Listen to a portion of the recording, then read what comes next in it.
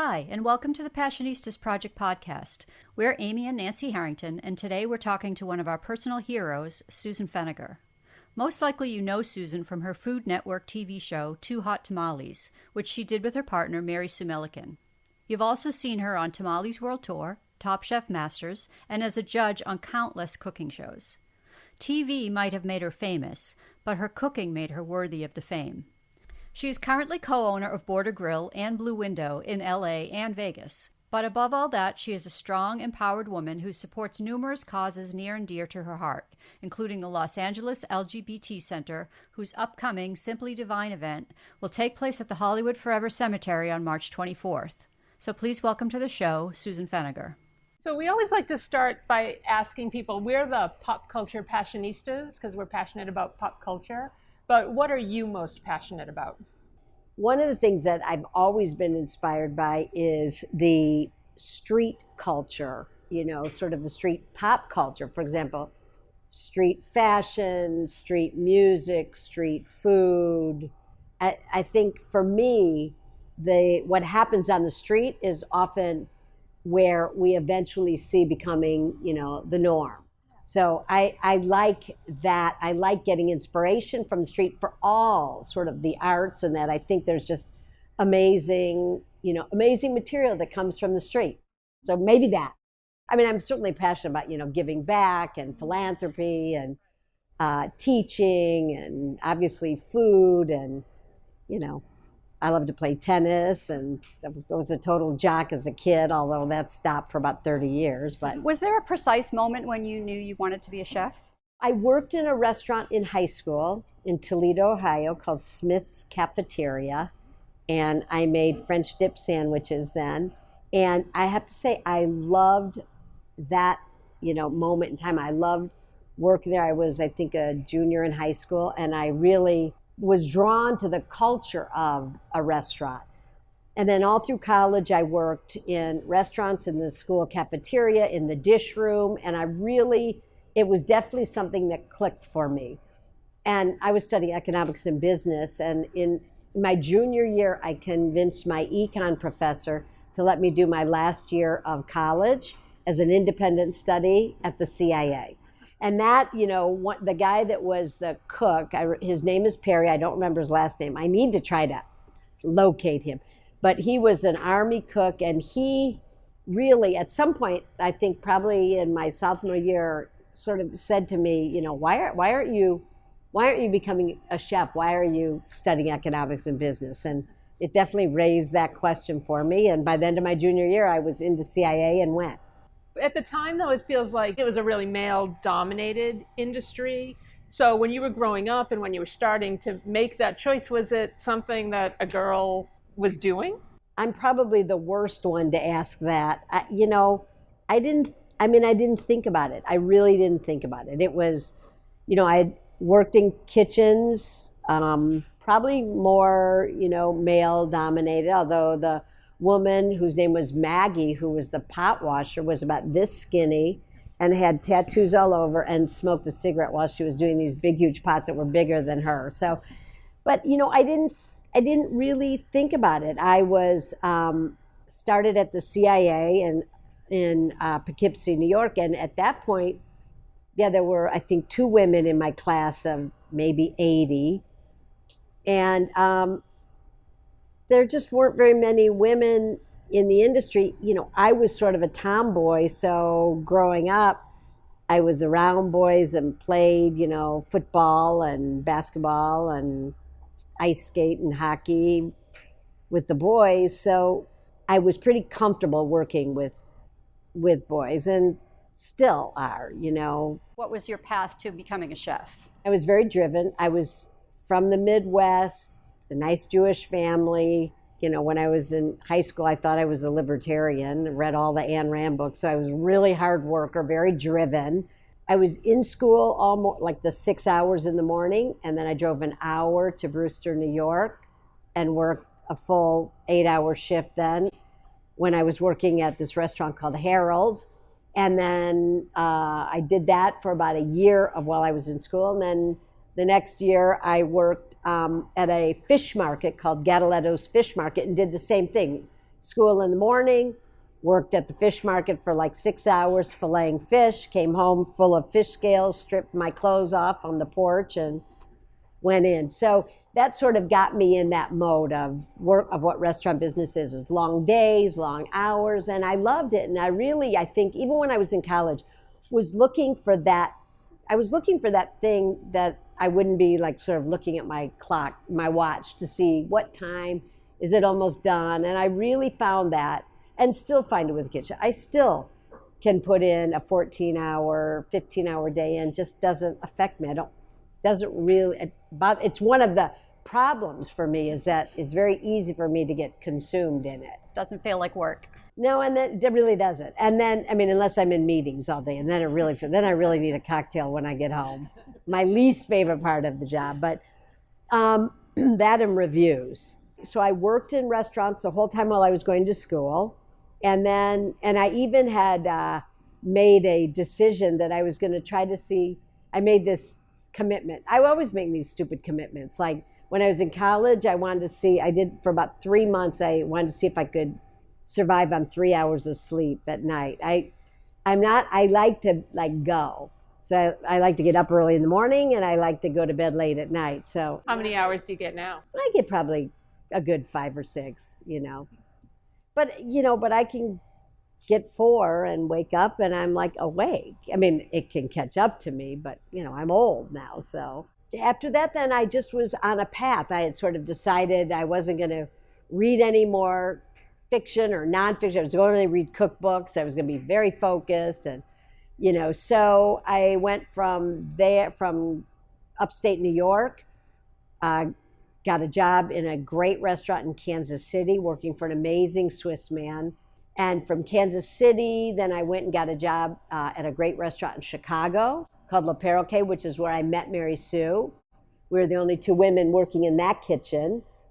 And then from there, I came out to LA and got a job at Ma Maison. Wolfgang Puck was the chef of Ma Maison. At that time, I don't know, maybe there was 1 woman in the kitchen, I don't remember, but Barbara Lazaroff was around a lot, so she was a powerful woman around, his then not wife yet, but became. And from there, I went to the south of France, got a job in a 3-star restaurant in the south of France called L'Oasis. There was 1 woman up in pastries. I was the only woman with like 20, 17 or 18-year-old boys. That was interesting, but I whipped them into shape pretty quick. Someone had to.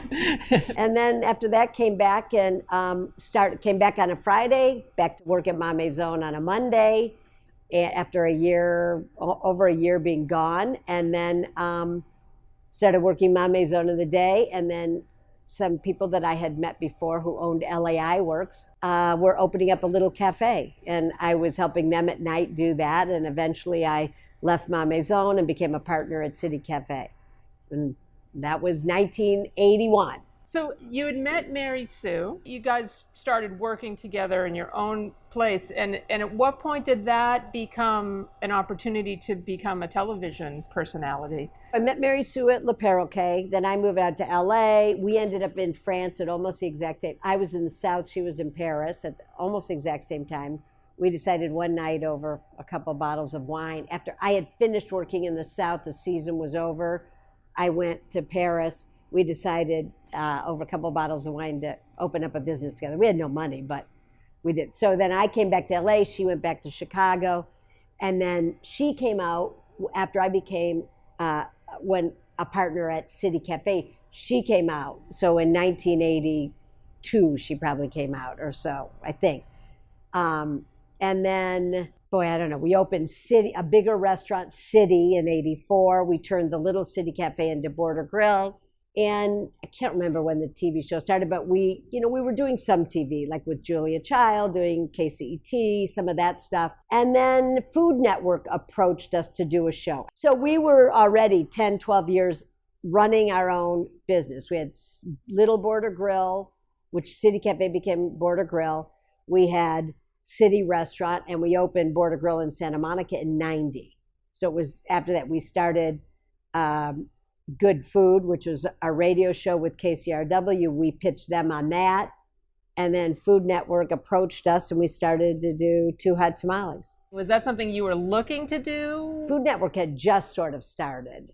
So, I mean, there was obviously Julia and all those shows on public TV, but Food Network was just starting. So it was the very beginning of that happening. So, no, we both loved to teach. We taught all the time. So it seemed like a great idea. And we were both pretty comfortable in front of the camera. But I don't think either one of us thought, oh, this is a career path. It was just, we both love to teach. You teach all the time in restaurants. So when they approached us, well, that's a good idea. Let's do that. So we did that. We filmed, I don't remember how many it says. Almost 400. Almost 400 shows, yeah, between the two. We shot 6 shows a day, 5 days a week in New York. They just turned the camera on and we went. Did you like doing it? Yeah, it was fun. We felt like we were on vacation because we'd start at 6 in the morning, we'd be done at 6 at night, and we went out every night in New York. So it was fun. We'd be there 6-7 days, and we'd have our nights off. So it was great. So now what's the focus of your career right now, your professional life? Well, right now I'm particularly busy, but, we both do a lot of things separate in terms of sort of nonprofit things. I'm on the board of the Los Angeles LGBT Center. I've been on the board, and that 13 years now. I've been on the board of the Scleroderma Research Foundation for 30 years now. My college roommate was diagnosed with scleroderma and started this foundation many years ago. So we do big fundraisers called Cool Comedy Hot Cuisine twice a year for that, to raise money for scleroderma. And Bob Saget's on the board with me. Dana Delaney's on the board. Bob did the event one year as a comedian, and 2 years later, his sister was diagnosed with scleroderma. So we did our 37th event, I think, this year. So, and we've raised over $48 million for scleroderma research. So that's been great. And as I think you said, I'm on the board of Los Angeles LGBT Center, which I love. I'm in the middle right now of working on some of our capital campaign to try to see if we can develop a teaching program for youth that are homeless, that have kicked out of their homes, a teaching program to give them skills to be in the kitchen or in the restaurant business to help feed seniors, youth, bring those two together. So we'll see if we can make that happen. So the goal of that is to build a professional kitchen. It is. May not happen, but we're working on it. We're working on that with the new capital campaign that's happening, which is very exciting. The center is an amazing board to be on. Absolutely. The work that gets done at the center, Lori Jean, who's the executive director, blows you away. She's inspirational, makes our work seem pretty small in the big picture of stuff in the for-profit world. Plus we have, right now we're opening another little Border Grill type place in Vegas. It's called Barbecue Mexicana. That's going to be opening at Mandalay Bay across from our existing Border Grill. That should happen in the next 4 months or so. And then we're also not there, but close to signing on a lease for a Border Grill in Santa Monica, another one, in the next 6 months or so.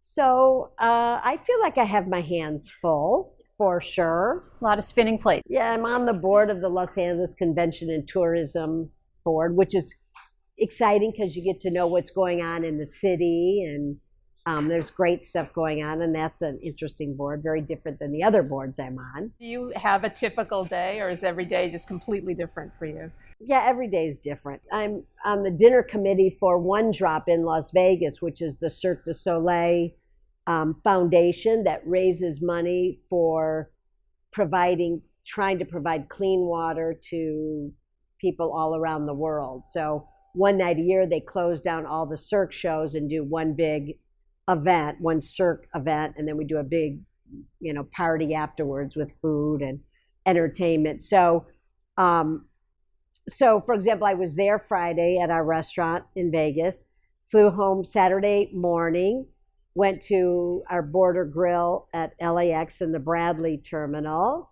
met with the new GM there, tasted all the food, went over to Blue Window in Terminal 3, tasted the food there, then headed out to Pasadena to our Border Grill taqueria out at the Huntington Gardens, and then came down here, and yeah, and then so it varies. Like today, say today I have this, and then I have I think a Simply Divine meeting. I don't know if that's today or tomorrow. Simply Divine meeting. Then I'm meeting with someone later on today about the new project we're trying to develop in the kitchen, this kitchen project, and learn a little bit more about what I've said I would be willing to take on. So, and then lunch service, and then, it's sort of, every day, that's one of the great things about it. Every day is very different. Do you spend much time in the kitchen? I do. My office, when we moved from our other offices in Santa Monica, we emptied up a storeroom for me in the back, a little tiny one, in the back by the deep fryer. So I'm back there so that I can sort of walk out into the restaurant all the time and hear if it's busy. But I'm in the restaurants quite a bit. It was one of those things 35 years ago, I had said to Mary, she was like, I want to be in the restaurant during service. I don't want to be in meetings, in the office, but that's almost impossible to sometimes do, but I try to do that. So I am in the kitchen. I try to stay connected to our teams. What is your team like? What's the atmosphere that you like to create in your restaurants? I think the atmosphere we try to create is very respectful from the top down, that it's, serious about quality, but it's fun and playful, and the people can learn and have an opportunity to grow. Front and back, 99.9% of the time, get along really well. That's always been our thing, is that we don't have, argue, we don't have chefs that scream. I feel like people are respectful and care about each other. You're listening to the Passionistas Project podcast with our guest, chef, restaurateur, cookbook author, and TV personality Susan Feniger. Visit the Border Grill and Blue Window websites to find out more about the restaurant's locations, and go to the Los Angeles LGBT Center website to make a donation. Now here's more of our interview with Susan. Obviously, you don't have a lot of problem getting yourself motivated, or you wouldn't be able to do all these things, but do you ever wake up someday and go, I can't do this, and how do you get past that lack of motivation or creative block or something? Yeah. There are those times where I think, like, God, I wish I just could figure out how to find a few hours to go play golf, or, to say I'm going to leave in the middle of the day and do it and then come back, which I can never do, or that I'm going to, leave early and go do that. So there's that, but, there's not that often, unless it's a really rainy, cold day. And then I think, like, well, I want to stay home and not go.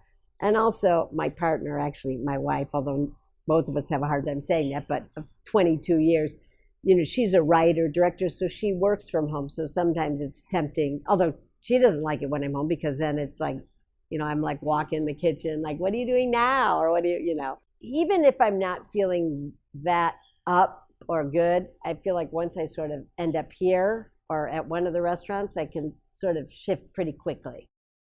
And it just feels like it just happens because I get in my day and it happens. I have to say, when I have a day of all meetings, I do go home pretty like, ugh, thank God I go see our dogs and have a drink. And, it's just not my favorite thing, is to just have a day of like 8 hours of meeting. It just, drives me crazy.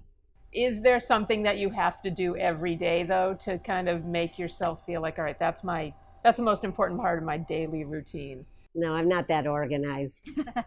I like to not have my emails go up to like 400. Then I feel this pressure to spend 5 hours to try to get it down to 150 or something. But that always feels like pressure, which is the problem with emails. Do you think you have a secret to a rewarding life, or like a mantra that you live by? No, I don't. I don't. I think, I do think that it's important to be passionate about what you do. So, the problem for me, and I think maybe for many people with being so passionate about your work, is it's hard to find a balance in your personal life and work. So that, I think, obviously, who wants to be working so hard or working a big part of your life and not be passionate about it? I mean, I feel bad for people that I feel like aren't. I don't, that seems like even if you just work an 8-hour day, I don't know, if you're not passionate about it, that feels like not that fun. It's a 30 hours in a day. But I do think that there's, the struggle. That's always been the struggle for me, is it's hard for me to find a balance.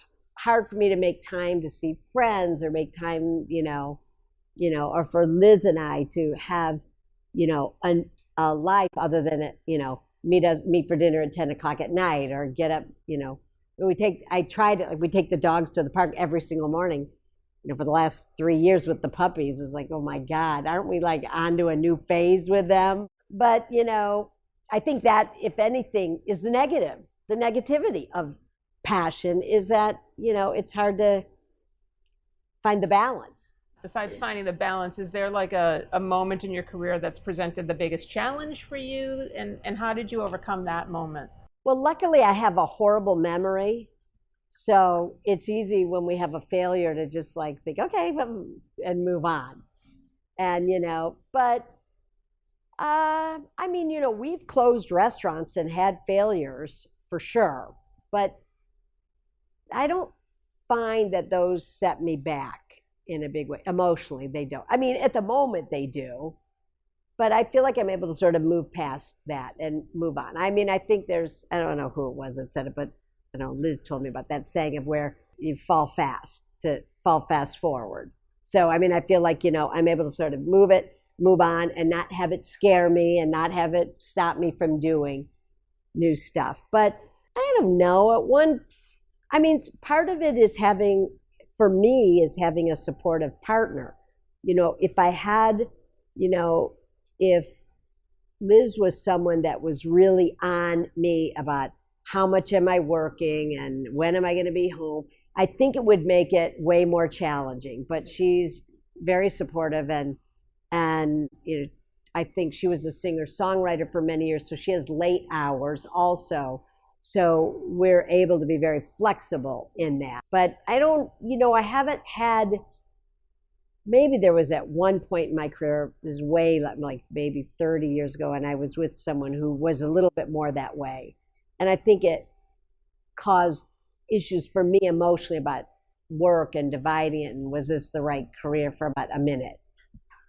I think she was the wrong person. So have you had like personal influential women in your life that were role models to you? Can you tell us about any of those? It's interesting. I probably have more men, but certainly Julia, in terms of food world, I loved her. She was amazing.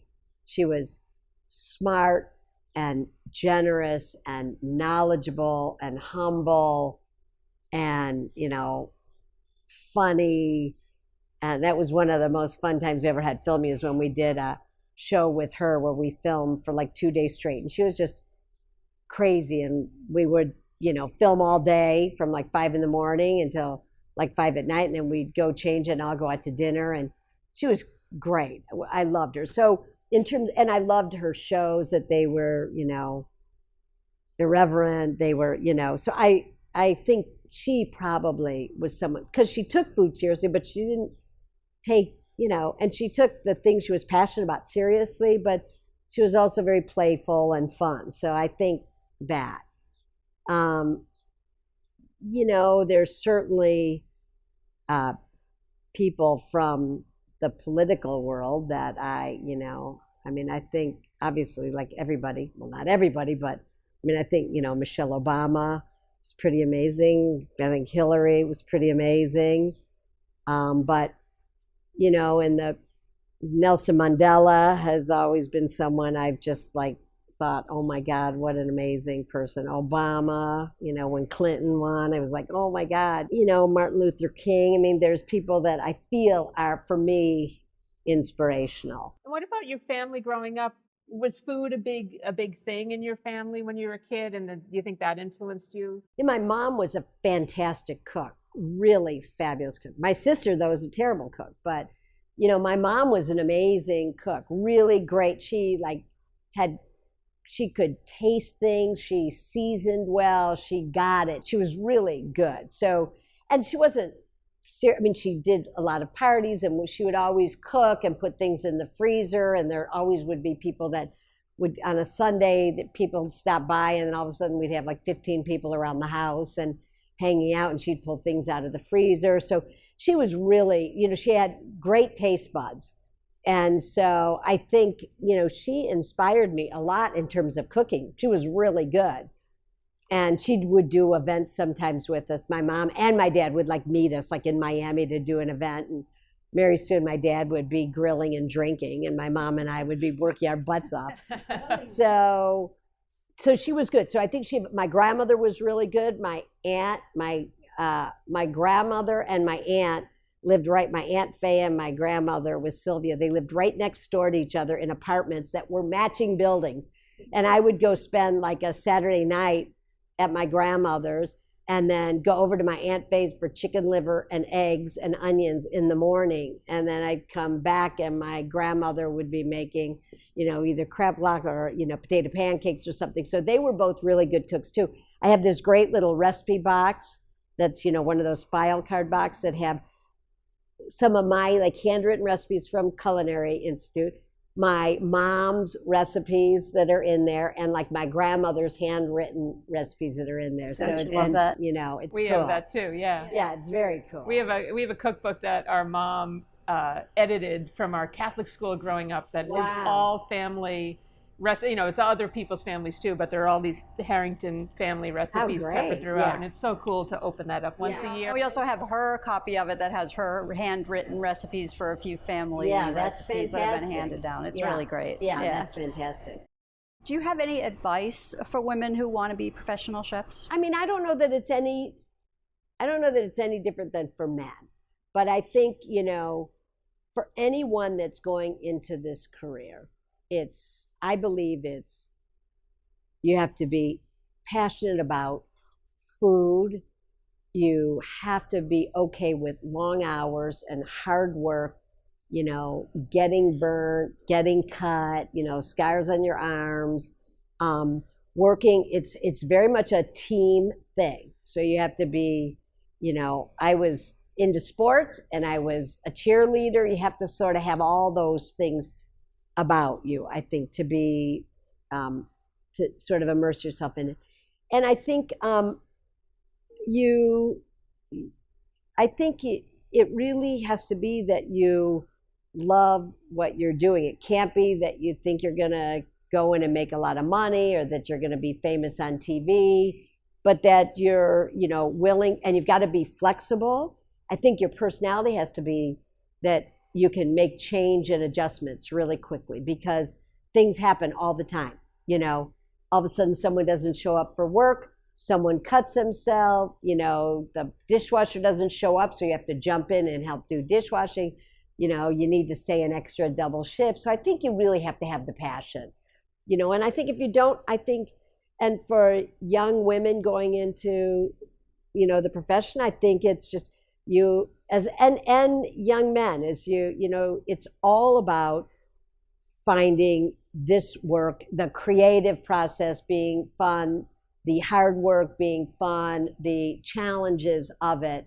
It has to sort of be all of those things. Because if you just think you're just going to be a great chef, that alone, creating food, is only one part of the job. If you could be eating anything, anywhere in the world right now, what would you want to be eating? Anything, anywhere in the world. I would probably be eating street food in India. Why? I love the Indian culture. I love street food everywhere, Vietnam, China, everywhere. But India is probably some place where, I've been there 5 or 6 times. I did my first trip to India in 81. I think it changed my career. It changed projection of how I saw food.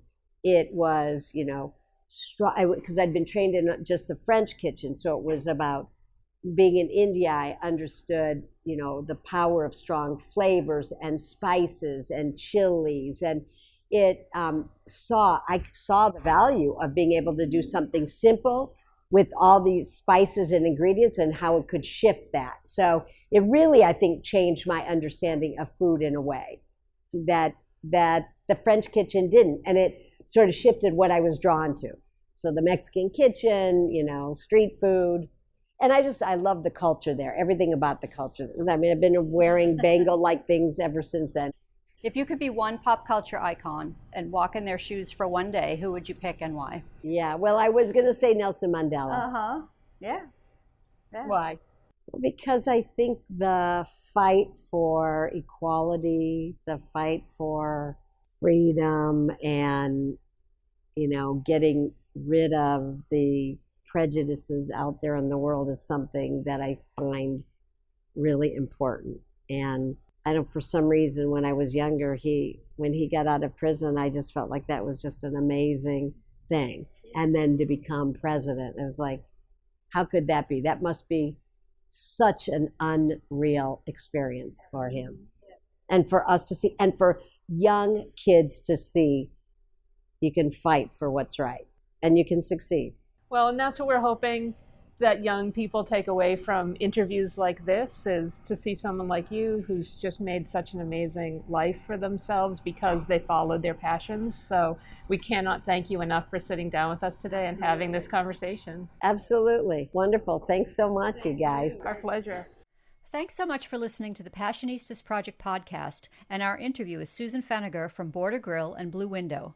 Check out their websites to find out more about the restaurants. And if you're in LA, go to the Los Angeles LGBT Center website to get tickets for the Simply Divine food and wine event being held at the Hollywood Forever Cemetery on March 24th.